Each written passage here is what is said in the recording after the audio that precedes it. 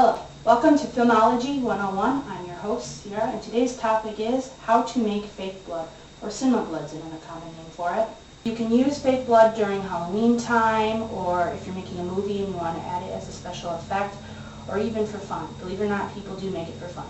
The good thing about making fake blood is that it's cheap, easy, and you can find all the ingredients you need right in your house. We're going to get into that right now. These three ingredients you can find in your kitchen, or if not, you can pick them up at any local grocery store. Corn syrup. Now, it doesn't have to be brand name. You can use generic form of corn syrup as long as it's corn syrup. Chocolate syrup. It does not necessarily have to be brand name Hershey syrup. I, for one, prefer to use Hershey's, but you don't have to. You can use a generic brand of chocolate syrup as long as it's remotely close to Hershey's. And the only reason I recommend this is because in my past experience of making fake blood, some of the other chocolate syrups out there, like say Nesquik, tend to run it too dark. And if you're using it for, say, an effect in a movie, say you're using it for a scene that's outside and the lighting's dark for the scene, your audience isn't going to know what they're looking at. They're not going to know if they're looking at fake blood, dirt, or oil. So you don't want it to run too dark. Other chocolate syrups have been known to make it run too dark. Hershey's is your best bet, but if you're on a budget or you don't have a lot of money to spend, by all means, go right ahead, use generic chocolate syrup, just as long as it's remotely close to Hershey's. Last but not least, key ingredient in your fake blood is red food coloring. Once again, it can be generic as long as it's red. Now that we've gone over our ingredients and a few tips on each ingredient, let's get started in making it. Alright, first thing I'm going to do is I'm going to take my corn syrup, and you don't necessarily have to measure out the corn syrup. The only reason I do it is because it tends to save me time because I'm controlling the quantity I'm putting out. I'm going to do that and measure out my corn syrup and dump it in. Next thing I'm going to add is my red food coloring. Now the thing with red food coloring is a lot of people make this mistake. They think they got to dump half of the tube of food coloring into the bowl. You don't have to. A little bit goes a long way. I usually only start with 2 to 3 drops. And also, the key thing to remember with this is when you're putting in your food coloring or any of your other ingredients is the quantity you want. Another reason why measuring it's not a bad idea. You know, the more you're going to be making of it, the more you're going to need. So right now I'm not using a lot, so I don't need a lot. But say you're going to make a big batch of it, you're going to use a lot more food coloring and a lot more of the other ingredients. But key is to always measure everything out and plan ahead. The thing we're going to do after adding our food coloring is adding our chocolate syrup. Once again, like the food coloring, chocolate syrup goes a long way, so don't go overboard with it or else you're going to make it too dark. There again, I just add a couple of drops to start off with. Just like that. And keep in mind, you know, there's other elements that come into play when adding these two ingredients, such as lighting. If you're making a movie with this, you're going to want to take into consideration what your lighting is. So if your lighting is rather darker, you're not going to want to put a lot in. But if you really want it to be dark for the scene or whatever's going on, by all means make it darker if you feel that it needs to be, but don't go overboard. Alright, when you have all 3 of your ingredients in there, the last thing you're going to do is you're going to mix it all together. So that's what we're going to do right now. I'm going to mix it all together. Now keep in mind you want everything to be nice and mixed together. You don't want any chocolate syrup sticking out or any excess food coloring sticking out, or else it's going to kind of make your audience say, hey, what's going on? Yeah.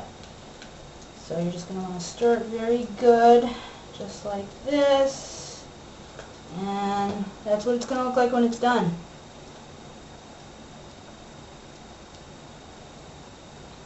And that's all there is to it. Only takes a couple minutes to do this. So it's quick and easy, just like we talked about.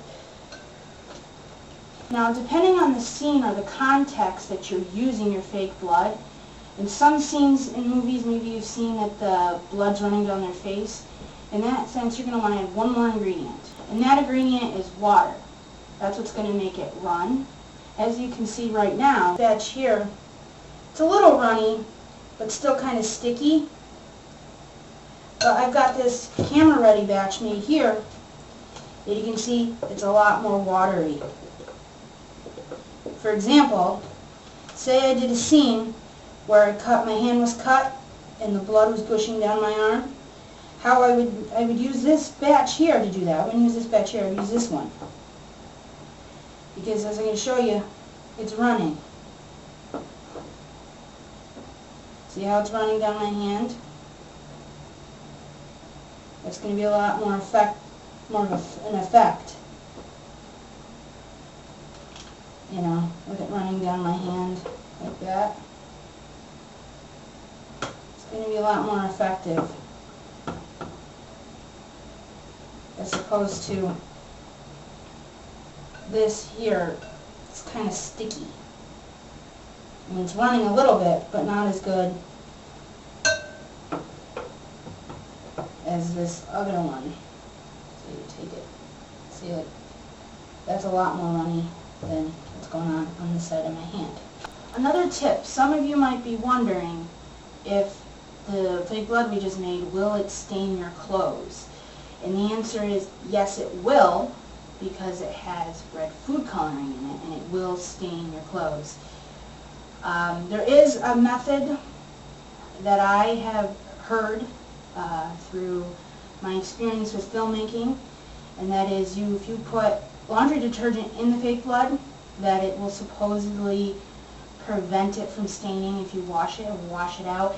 I, for one, have not used that ingredient in my fake blood, so don't take my word for it. It could be a myth. My suggestion to you is, if you want to test it on a piece of clothing that you don't care about first. And more importantly, you know, if you're making a movie, or even if you're just doing a prank or whatever with fake blood, my suggestion is don't use a shirt you care about. You know, just use something that you don't care about, or go out and buy something specifically for that purpose. But if you do want to try out this method, any laundry detergent, just mix it in with the fake blood that we just made, same recipe, just add the detergent and wash it and see what happens. Now, some of you might be saying, why would I want to go to the trouble to making fake blood when I can go out and buy it and I don't have to put any effort in at all? And that's true. You can go and you can get fake blood online or at any party supply store. But there's a lot of benefits of making your own fake blood. For starters, it saves you money. Especially if you're making a movie. I mean, you're going to be able to make twice the amount of fake blood for the cost of less that you're going to have to go out and buy it for. And when making a movie, you're going to want to cut corners where you can, and fake blood is not really something you want to spend a whole lot of money on. I mean, it's silly to spend a whole lot of money over something you can make for half the price. And you can put out twice the amount of volume. And believe me, if you're making a movie, you're going to need a lot of fake blood, and it's a lot cheaper to make it than it is to go out and buy it. So that's benefit number one, is that it costs less to make your own. Second of all, you know, say you've got a scene where your actor has to put the fake blood in their mouth. Some of those fake bloods you get in the store have some chemicals in it. For example, look at this. This here is mainly intended for clothing. It's not really intended for you to put on your body or in your mouth. And there's a lot more products out there like that you see it and you think, oh, fake blood, I can just buy it and use it for whatever I want. No, some of the fake bloods you buy in the store are for set design, clothing, and just decorative purposes. It's not meant to go in your mouth or on your body. It can be very dangerous if you're using it not for what it's intended for. So that's another reason. Another benefit to making your own fake blood would be that you know that it's safe. I just showed you all the ingredients that are in making it, and clearly it's all things that you can ingest and put in your mouth and on your body. So that's another reason why that it's a good idea to make your own fake blood instead of going out and buying it. The recommendation is, go ahead, make your own fake blood. A lot of benefits. It's cheap, easy, quick, saves a lot of time and a lot of money. So making your fake blood is a filmmaker's best friend. We are out of time for this episode of Filmology 101. Make sure you subscribe to this channel to watch brand new episodes of Filmology 101. I will be posting the recipe needed to make your own fake blood in the description box underneath this video. If you have any questions about filmmaking or any tips that you want me to answer, make sure you post in the comments what they are, and I will answer them directly or in a video.